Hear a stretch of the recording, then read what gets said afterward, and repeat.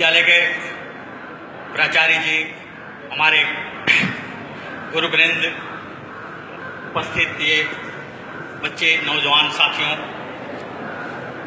हमारे आशुतोष जी हम लोगों का ऐसा मौका देते हैं। मैं तो तीसरी बार यहाँ आया हूँ और अब तो ये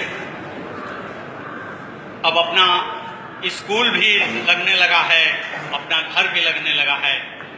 इसके पहले कि मैं आपके मुख्य अतिथि को बताऊं कि वो मेरे स्टूडेंट हैं, इंटरमीडिएट में पढ़ते समय या कंपटीशनों को तैयार करते समय।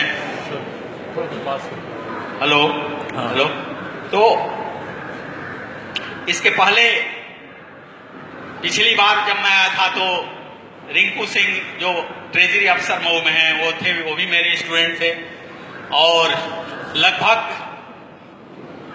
वो एक भोजपुरी में कहावत कही जाती है कि चेला चीनी हो गईला ना गुरु जी गुड़े रह गए।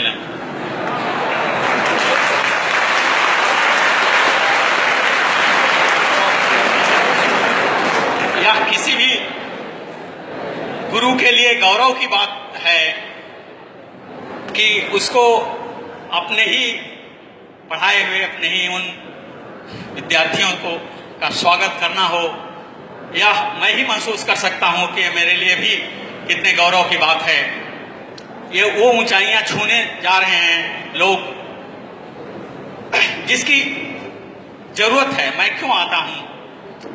ये लोग बहुत सामान्य लोग नहीं, और आज की असेंबली ये खास रूप से सालों से चाहते थे आशुतोष जी कि हमारे बीच डॉक्टर हेमंत आवे और अपने जीवन की ही बल्कि उस यात्रा को जो इन्होंने जिया, जो इन्होंने तय किया, वो बता सकें आपको। क्योंकि मुझे लगता है कि हम लोग किताबों में मैडम क्यूरी की लाइफ पढ़ते हैं, अल्बर्ट आइंस्टीन की पढ़ते हैं, डाल्टन की पढ़ते हैं, और तब जो प्रेरणा शक्ति हमें मिलती है, जो दिशा मिलती है, हमारे बीच ये जीवित रूप से साइंटिस्ट हैं, हमारे पास हैं, हमारे सामने हैं। और इसलिए इनका जीवन आपको कितना प्रभावित करेगा, कितना बदलेगा, कितना जरूरी है कि हम अपने बीच से पैदा हुए इन साइंटिस्टों को समझें। नहीं तो पूरे बलिया में 20 लाख लोग रहते हैं और उनके बीच एक डॉक्टर हेमंत भी हैं, और कितने लोग बलिया के इसको जानते हैं। लगभग मैं परिचय देने के लिए ही पहले मैं आ गया था। देखो, एक लेख था बहुत पहले दिनमान में, आज से 20 साल 30 साल पहले इलाहाबाद यूनिवर्सिटी में मैं था, तो भारत में विज्ञान का संकट, बहुत लंबा 15 पेज का लेख था, भारत में विज्ञान का संकट। और उसने यह शुरुआत किया लिखने कि भारत में विज्ञान का मतलब समझते हैं गार्जियन, समाज के लोग, कि एक ऐसी पढ़ाई है जिसे पढ़ने से जल्दी नौकरी मिलेगी और अच्छी नौकरी मिलेगी, ज्यादा रुपया मिलेगा। विज्ञान का मतलब यह है, हमारा जो गार्जियन है, हमारे जो लोग हैं जिनके बीच हम जीते हैं, यही समझते हैं। और डॉक्टर हेमंत एयरफोर्स के टेक्निकल में सिलेक्शन के बाद 6 महीने ट्रेनिंग करके जब इनको ज्वाइन करना हुआ तो इंस्ट्रक्टर ने कहा कि कोई है जो ज्वाइन नहीं करना चाहता है। ये खड़े हो गए और कहे कि क्यों, तुम पर सरकार ने 50,000 रुपए खर्च किए हैं, तुम ज्वाइन क्यों नहीं करोगे? तो कहे कि मैंने ड्यूटी किया है 6 महीने, तब पैसा मिला है, और मैं किसी का गुलाम नहीं हूं, मैं हथौड़ी और रेती चलाने के लिए नहीं हूं, और इसलिए मैं नहीं ज्वाइन करूंगा। आज मैं नहीं समझता कि इनके पिताजी इलाहाबाद विश्वविद्यालय के पढ़े हुए हैं, सन 54 में।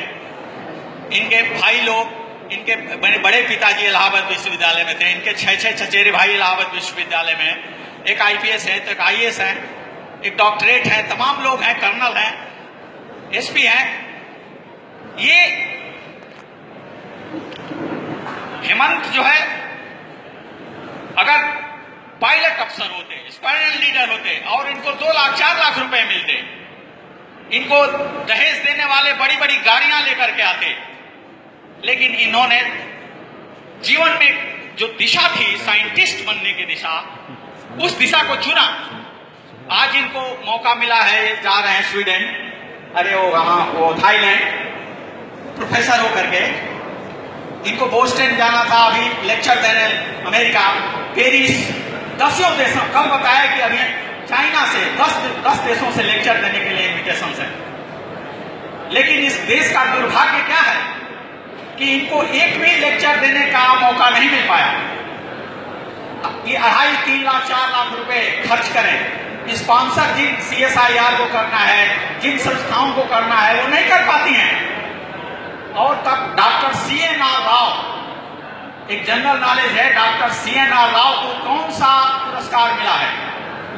हाईएस्ट एकेडमिक अवार्ड जो है भारत रत्न डॉक्टर CNR राव, वो चीन की सबसे बड़ी साइंटिफिक संस्था के मेंबर हैं। लेकिन अपने ही देश में हम लोग कितने लोग उनको जानते हैं?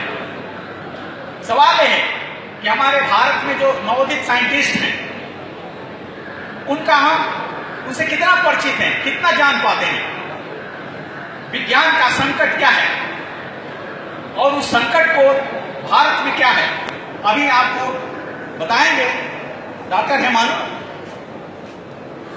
कि कितने संसाधन हमारे देश में मौजूद हैं। 400 वर्षों तक कोयला अगर निकाला जाए तो खत्म नहीं होगा। हमारी 50% जमीन उपजाऊ है, जिसकी उत्पादकता लगातार गिर रही है, जबकि हमारे यहां से 3 गुना चाइना और 7 गुना ज्यादा जापान प्रति एकड़ उत्पादन करते हैं खेतों में। हमारी नदियां हैं, जल स्रोत हैं, लेकिन जो वास्तविक हमारी शक्ति है वो है सोलर एनर्जी। सोलर एनर्जी का वो अक्षय भंडार हमारे पास है कि जिस तरह से हम पेट्रोलियम मंगाते हैं दूसरे देशों से, हम सोलर एनर्जी को अगर इलेक्ट्रिकल ऊर्जा में बदल लें तो हम सारी दुनिया को सप्लाई दे सकते हैं। और उस सोलर एनर्जी के साइंटिस्ट हैं डॉक्टर हेमंत, वो पूरे विस्तार में आपको ले जाएंगे। लेकिन हम ये बताना चाहेंगे आप लोगों के बीच, मैं ये तीसरी बार बोल रहा हूं, लेकिन मेरे बोलने के पीछे मकसद है कि हम क्या हैं। ये देश के 25 करोड़ नौजवान ये विद्यालयों में जो शिक्षा ले रहे हैं, हमारे स्टूडेंट्स, ये हमारे संसाधन सबसे बड़े संसाधन हैं कि नहीं?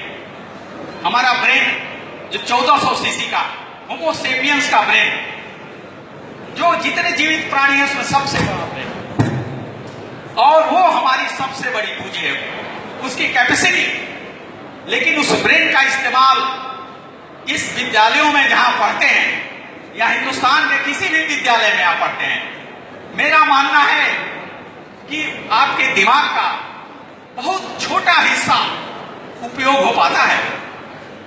और यह सबसे बड़ा, जिस तरह सोलर एनर्जी हमारे पास संसाधन है, उसी तरह से इस देश के पास 120 करोड़ आबादी है, जिसमें 25